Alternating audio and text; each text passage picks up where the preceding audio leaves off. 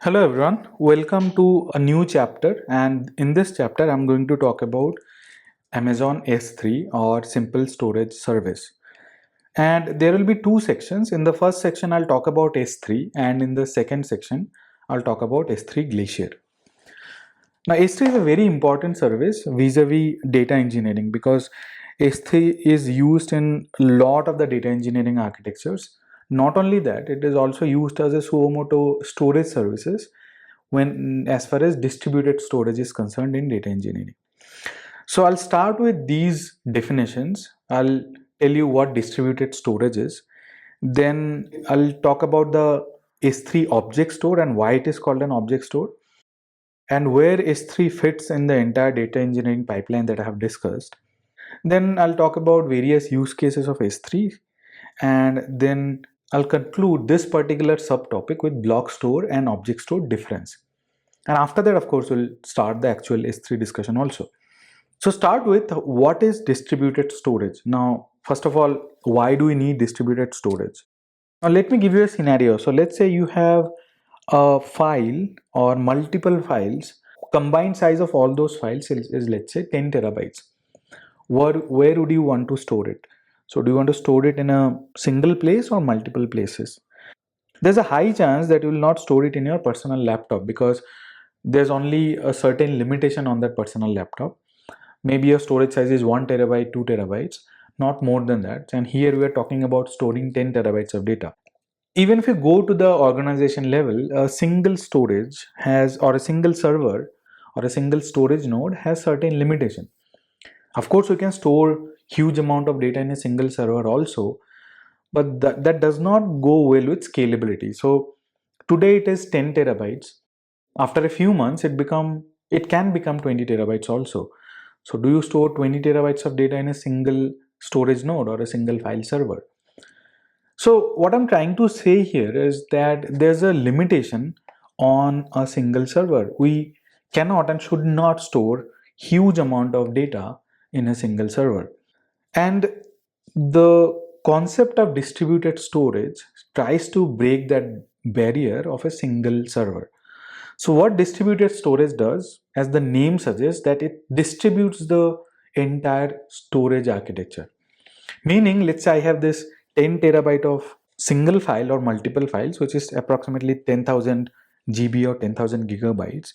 Instead of storing it in a single server, what the distributed storage architecture does, it breaks the large file into small blocks and store them in multiple servers. So let's say this 10 terabytes of combined storage or maybe multiple files are broken down into 7 small blocks, and each block is being 1430 gigabytes of storage. Now they are distributed across 7 storage nodes. This is divided and stored in 7 different storage nodes. Now remember this, in out of this 10 terabytes, as I see, there can be multiple files, and it might so happen that a single file is getting stored in all the 7 storage nodes that I have shown you here, each having 1.4 terabyte of storage. Right, so let's say if a single file of size 2 terabytes, then each storage node would store 300 GB of that file, because it would be, the 2 terabytes would be divided into 7 parts and each one of them would store 300 GB. But the problem is that will only storing the blocks help? Meaning I have divided the files in smaller blocks and I'm storing them in different servers.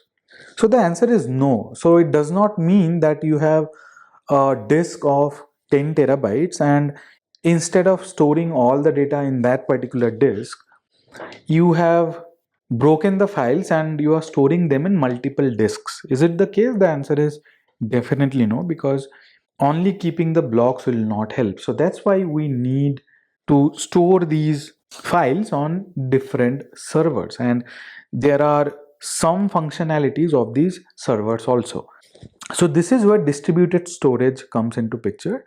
So basically what happens is that we are storing the file not only in disks or blocks, we're also providing some compute power to these storages, because as they have been broken down, we need to understand where the file was broken.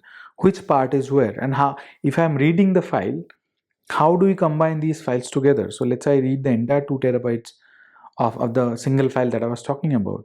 Each server has 300 GB of storage.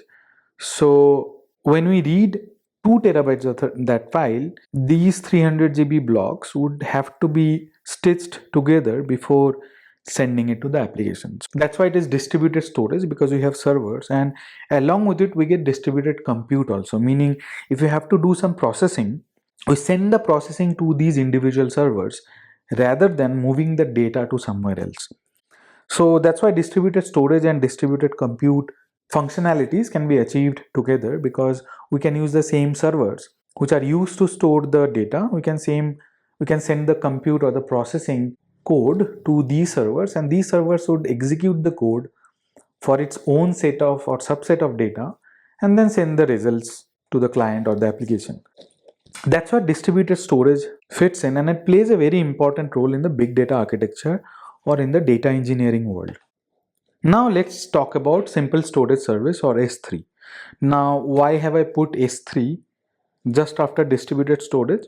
You might have guessed, because S3 is also a distributed storage, but it is not only that. It gives you the functionality of distributed storage, but it is way more or a lot more than just being a distributed storage. For example, let's say we have node 1 and we have disks associated with node 1. Similarly, we have node 2 and disks associated with node 2, and we can have multiple servers like this, because again it is a distributed storage. So you need to have nodes and you need to have storage with those nodes. So let's say we have a lot more servers, and maybe there are 1,000 nodes, and all of them have storage associated with it. Along with the storage, there are multiple services or programs that run in the nodes.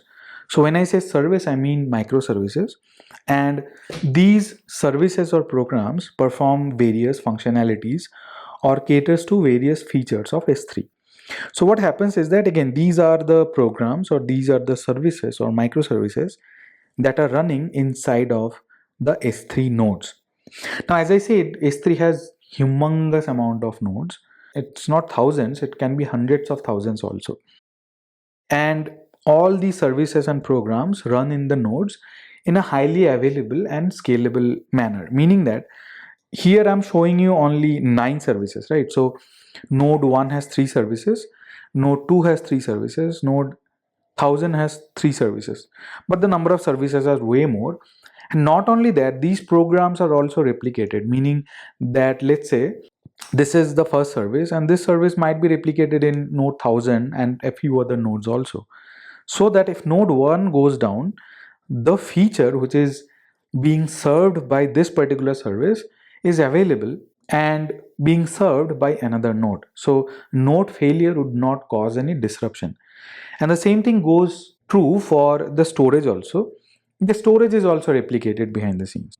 So as I say, these services help achieve multiple functionalities and features. What S3 does, S3 gives an API to the end user. So we have these end APIs, and we use these S3 APIs to perform all the operations. And there can be multiple operations like setting the storage class, and let's say that operation is handled by this particular service. Then there's one more feature which is called lifecycle policy. Maybe that is handled by this particular service which is residing in node 1. Then let's say S3 select, which is another feature, and that is handled by this particular service in node number 1000. We send request to the API, and the API layer will direct that to particular services or particular program which is allowed or which is designed to handle that feature. So as I said, it is not only a distributed node, it does a lot of things. So the data comes from nodes, the disks, and then it goes to nodes, and a lot of things happen, and then it is returned to the end client or end customer. So now the question is, why S3 is called an object store? So as it is a distributed storage, why do we have the concept of object store? So first of all, we can store any kind of data in S3. What does that mean? We can store files like CSV, Parquet, Avro, JSON, ORC, etc. And these files are basically or mainly used in the data engineering world. right? So we can store these type of files. We can store files like images also, like JPG, PNG, JPEG, etc. We can store videos also like MP4, eMovie, extension, etc. We can store documents like Windows documents, PDF documents, Excel files, PowerPoint presentations, etc. So we can store any kind of data in S3. Along with the data, S3 also stores the metadata of the file, meaning what kind of file is this? Is it a CSV file or an image file or a video file, etc. The size of the file, what is the size of that particular file that we are storing in S3? Then when it was last modified, whether encryption has been enabled or not for that particular file or that particular directory or folder, etc. Then we can obviously assign tags also. So this is the file which basically is the actual data. It can be JPG, it can be CSV, it can be Parquet, etc. And then you have a lot of metadata, right? So type of file like CSV, size may be 2 GB, encryption might be enabled, and along with that we can keep the encryption key also, or basically the metadata would contain the information of the encryption key. Then the encryption algorithm like AES-256, etc. When it was last modified, the location of the file in the disk, so basically the metadata. All these combined together is called an object. Object is basically the actual data and the metadata about that file that we are storing. So that's why S3 is called an object store. We address an object using an object key. We'll talk about the object key later on, but we do not address object as a file or using a file name. We address an object using an object key. Okay, so now let's say you have this S3 API and see how the reads and writes happens. So let's say I'm trying to download, right? So I'm trying to read or I'm trying to download. So both are more or less similar. So the request goes to the S3 API. Along with it, the object key is also passed to the API. Now what that API does, that API gets information from the metadata service. It tries or connects to the metadata service, which is running in one of the nodes, and passes the object key.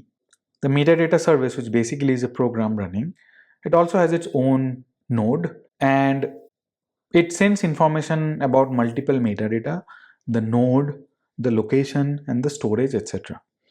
So S3 API gets those information and then it sends the request to another service which will read the actual file, which is stored in either JPG, CSV, or any binary format, return it back to the node and to the S3 API, and then S3 API would return the request to the client.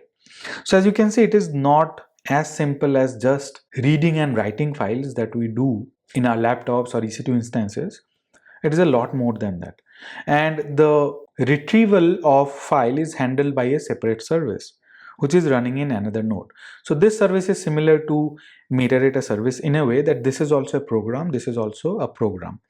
But both of them are handling different functionalities.